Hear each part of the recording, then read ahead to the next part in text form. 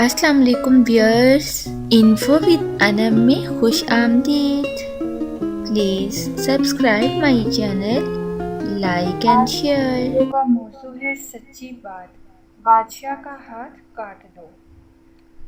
बादशाह का हाथ क्यों काटा जाए?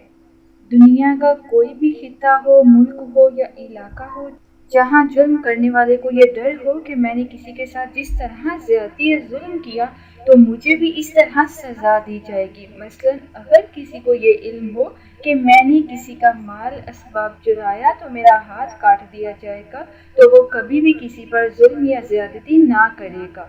फिर ख्वाह आम इंसान हो या कोई अफसर या वजीर या बादशाह ही हो, इसे आला ओहदा की वजह से छूट या रियायत ना दी जाएगी, बल्कि कटहरे में मुजरिम की हैसियत से खड़ा करके सरेआम सजा दी जाएगी। तो इसका बहुत अच्छा असर और नतीजा ये निकलता है कि खिता या इलाका या मुल्क पूरे का पूरा अमन का गहवारा बन जाता है। हर तरफ सुकून राहत और आरामो बेखवाबी की फजा कायम हो जाती है।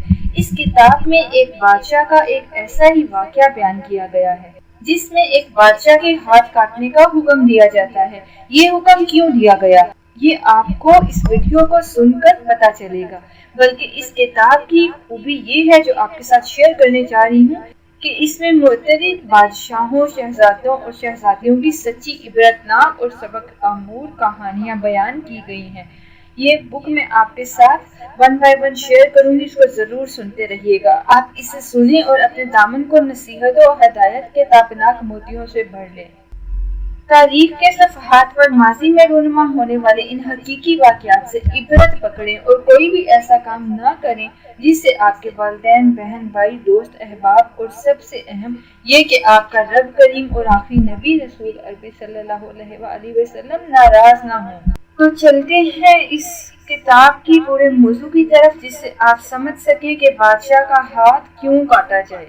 अल्लाह ताला का घर सतह समुंदर से 300 मीटर बुलंद सरजमीन हिजाज के पहाड़ों के दामन में गरा मक्का मुअर्रमा, ये कुराए अराजी का वस्त और दरमियाने मुकाम से तारीख के औराक में देखें तो बास रवायात के मुताबिक इस शहर की बुनियाद रखने वाले अल्लाह ताला के बरगजीदा और फरमाबरदार लश्कर थे, जिन्हें हम मलाइका या फरिश्ते कहते हैं। अल्लाह ताला ने जब आदम अलैहिस्सलाम को जमीन पर उतारा तो फरमाया कि मैं तुम्हारे साथ एक घर भी उतार रहा हूँ जिसका तवाफ किया जाएगा। जब अल्लाह ताला ने कौमे नूह को इनके गुनाहों की वजह से पानी में गर्क किया तो इस वक्त इस घर को उठा लिया। इसके बाद सैयदना इब्राहीम अलैहिस्सलाम को ये सआदत नसीब फरमाई कि अल्लाह की तरफ से जगह की निशानदही करने पर अपने बेटे इस्माइल अलैहिस्सलाम के साथ मिलकर यहाँ इसके घर को तामीर करें और यूं इंसानों में बैतुल्लाह के पहले ममार होने का आजाज भी हासिल किया।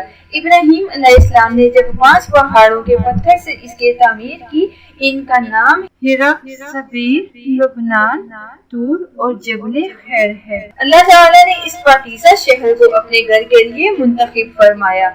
नबी आखिरुल ज़मान और आलिम की पैदाइश और आपकी वारसत का शर्फ भी इस मुबारक शहर को हासिल है। अल्लाह ताला ने अपने बंदों पर इस शहर की ज़ियारत और अदाई मनासिक के लिए सफर को फर्ज करार दिया। यही वजह है कि दुनिया भर के अहलो ईमान खुशो खजू और आजिज़ी के साथ यहाँ चले आते हैं। यही वो बाअज़मत शहर है जिसकी हरमत की कसम अल्लाह रब्बुल इज्जत ने 2 मरतबा खाई है, जिसका जिक्र सूरत बल्द और सूरत 3 में किया। फतह मक्का के मौका पर अल्लाह के नबी सल्लल्लाहु अलैहि वसल्लम ने फरमाया, इस शहर को अल्लाह ताला ने इस वक्त हुर्मत वाला करार दिया जिस दिन इस आसमान और जमीन को पैदा फरमाया। इसकी हुर्मत रोज़े क़यामत तक जारी रहेगी। इसमें जंग कताल की इजाजत अल्लाह के नबी सल्लल्लाहु अलैहि वसल्लम के सिवा और किसी को नहीं, वो भी सिर्फ चंद घड़ियों के लिए है। हरम मक्का की हदूद में किसी दरख्त, झड़ी, घास को काटना जायज है और ना ही इसकी हदूद में किसी जानवर को पकड़ना और ज़िबा करना जायज है। یہی وہ عظمتوں اور عصمتوں والا شہر ہے جس کی مسجد حرام میں ایک نماز پڑھنے سے 1,00,000 گنا اجر و ثواب ملتا ہے۔ اسی شہر میں وہ قبلہ ہے جس کی طرف نماز پڑھنا پوری امت مسلمہ کے لیے لازم قرار دیا ہے، جس کی مسجد میں نماز پڑھنے سے 1,00,000 گنا اجر و ثواب ملتا ہے۔ قضائے حاجت کے وقت اس کی طرف منہ یا پشت کرنا جائز نہیں۔ اس بابرکت شہر میں ایسے مقامات ہیں جہاں دعائیں قبول ہوتی ہیں، گناہ مٹتے ہیں، خطائیں معاف اور مشکلات حل ہوتی ہیں۔ اسی شہر امن کی خصوصیات ہے کہ یہاں پر ہتھیاروں سے مسلح ہونا بھی ناجائز ہے، نیز اس میں کفار مشرکین کا داخلہ بھی منع ہے۔ یہ ایسا پرکشش شہر ہے جو دلوں کو مقناطیس کی طرح کھینچتا ہے، ایسا شیریں چشمہ ہے جس سے سیرابی ہوتی ہے مگر دل نہیں بڑھتا۔ جتنی زیادہ اس کی زیارت کی جائے اتنا ہی شوق بڑھتا جاتا ہے۔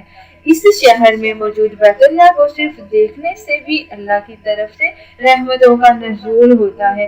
اسی لیے رحمت دو عالم سرور کائنات محمد صلی اللہ علیہ وسلم نے ہجرت کے وقت اس مقدس شہر کو مخاطب کر کے ارشاد فرمایا، اللہ کی قسم اے بیت اللہ، میں تجھے چھوڑ کر جا رہا ہوں یہ جانتے ہوئے کہ تو اللہ کے نزدیک سب سے معزز و محبوب ہے۔ کاش تیرے مکینوں نے مجھے یہاں سے نکلنے پر مجبور نہ کیا ہوتا تو میں یہاں کے علاوہ کبھی کسی دوسری جگہ سکونت اختیار نہ کرتا۔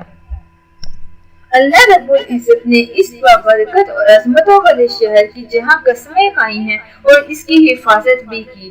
ابرہہ جب اپنے ناپاک ارادے لے کر مکہ مکرمہ کو فتح کرنے اور کعبۃ اللہ کو گرانے کے لیے چلا تو اللہ تعالیٰ نے پرندوں سے ہاتھیوں کے لشکر کو نیست و نابود کر دیا۔ نبی اکرم صلی اللہ علیہ وسلم نے فرمایا، قیامت کے قریب جتنے بھی فتنے اٹھیں گے، دجال اپنی جھوٹی خدائی کا دعویٰ کرے گا تو اللہ کی طرف سے یہ مقدس اور پاکیزہ سرزمین اس کے تمام تر فتنوں سے محفوظ رہے گی۔ اس کی حفاظت فرشتے کریں گے۔ مکہ معظمہ مملکت سعودی عرب میں حجاز کے جنوبی حصے میں واقع ہے۔ مکہ کا پرانا نام بکہ ہے، جبکہ مکہ المکرمہ کو بلد الامین، ام القری، بیت العتیق اور بیت الحرام بھی کہا جاتا ہے۔ مکہ جیسے عظیم شہر میں 8 ذی الحجہ کو مدینے کے گوشے گوشے سے لاکھوں مسلمان مرد، عورتیں، بچے، بوڑھے، رنگ اور زبانیں مختلف ہونے کے باوجود جمع ہوتے ہیں اور اسلام کے رکن حج کی سعادت حاصل کرتے ہیں۔ بادشاہ کا ہاتھ کیوں کاٹ دیا جائے؟ دیکھتے رہیے بادشاہ کا ہاتھ کاٹ دو، پارٹ نمبر 2، حصہ 2، سچی بات۔